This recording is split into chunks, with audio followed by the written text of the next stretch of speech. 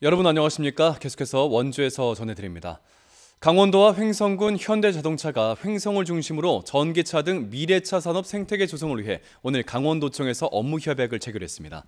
이들은 국내 미래차 산업의 기술 개발과 부품 제작, 데이터 구축에 동참하기로 하고 횡성은 묵계리에 2027년까지 전기차 배터리 연구 시설 단지를 설립합니다. 우선적으로 현대차가 저가의 전기차 중고 배터리를 대량으로 공급하면 횡성에서 재생산 신규 배터리를 만들어 유통시키기로 했습니다. 강원도와 횡성군 현대차, 한국건설생활환경연구원은 이번 협약을 계기로 횡성을 중심으로 한 이모빌리티 산업에 다각적인 협력을 하기로 했습니다.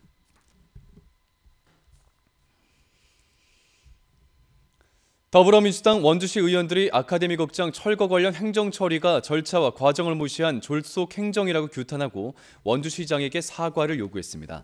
의원들은 기자회견을 통해 아카데미 극장 철거 예산안이 사전 절차, 즉 공유재산 관리계획 심의 없이 편성됐다며 이는 의회의 권한과 시민의 의사결정권은 무시한 행위로 시장이 의회와 시민들에게 사과하고 방지 대책을 수립하라고 촉구했습니다.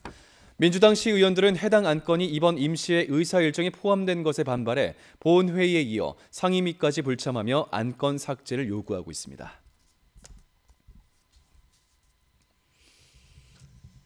원주의 한 초등학교에서 식중독 의심 환자가 발생해 방역당국이 역학조사에 나섰습니다. 원주시 보건소에 따르면 원주 모 초등학교와 병설 유치원에서 초등학생과 교직원 등 36명이 식중독 의심 증상을 보여 어제부터 급식을 중단했습니다.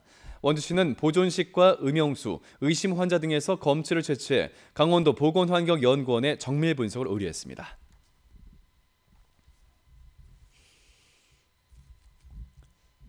성매매업소 종사자들을 감금하고 인분을 먹이는 등 반인륜적인 악행을 저질러 1심에서 징역 30년과 22년형을 선고받았던 40대 자매 포주가 항소심에서 감형됐습니다.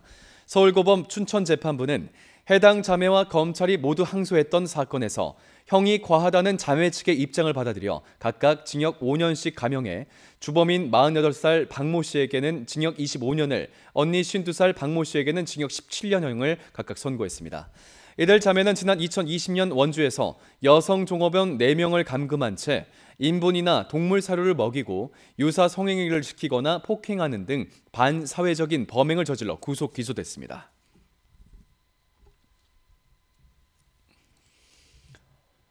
제43회 장애인의 날을 맞아 기념식과 장애인 한마음 축제가 오늘 원주 치학체육관에서 열렸습니다.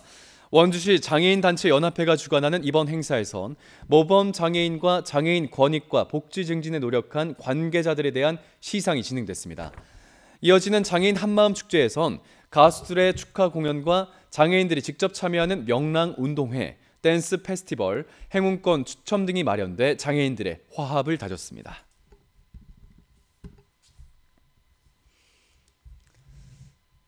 영월군이 지역 고유 전통 문화와 환경 속에서 느림의 미학을 추구하는 국제 슬로우시티 3번째 선정됐습니다.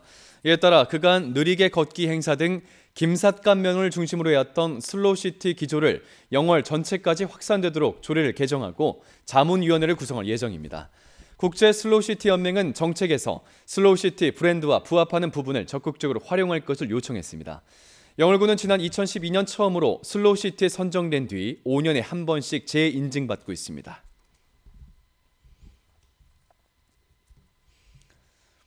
횡성군이 도로 먼지와 대기 중 미세먼지 저감을 위해 친환경 전기 노면 청소차를 도입했습니다. 이번에 구입한 노면 청소 차량은 차체가 작아 대형 청소차의 진입이 어려운 좁은 골목길과 이면도로 등의 운행이 쉽고 도로 먼지 제거와 청소에도 효과적입니다.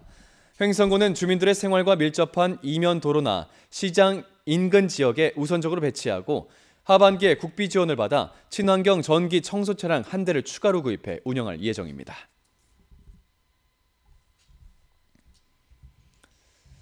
원주시 농업기술센터가 관내 65세 이상 저소득 독거노인을 대상으로 로컬푸드 지원 사업을 확대 추진합니다. 올해는 모두 3억 600만 원을 투입해 작년보다 1,200명 이상 늘어난 모두 4,100여 명의 독거노인들에게 지역에서 생산된 농축산물과 가공품 꾸러미를 전달하겠다는 계획입니다. 이달 중 첫 번째 꾸러미를 전달하고 6월과 9월까지 모두 3차례 택배를 통해 전달하겠다는 계획입니다.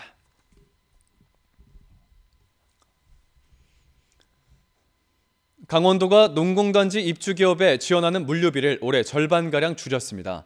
강원도는 2023년 농공단 입주기업 500곳에 지원하는 물류비로 10억 원을 책정했는데 이는 2021년 446개 기업 14억 원, 2022년 439개 기업 19억 원과 비교하면 지원액이 절반 가까이 감액된 겁니다.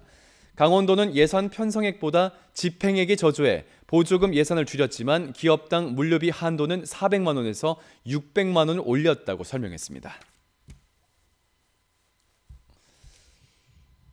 뉴스를 마칩니다. 고맙습니다.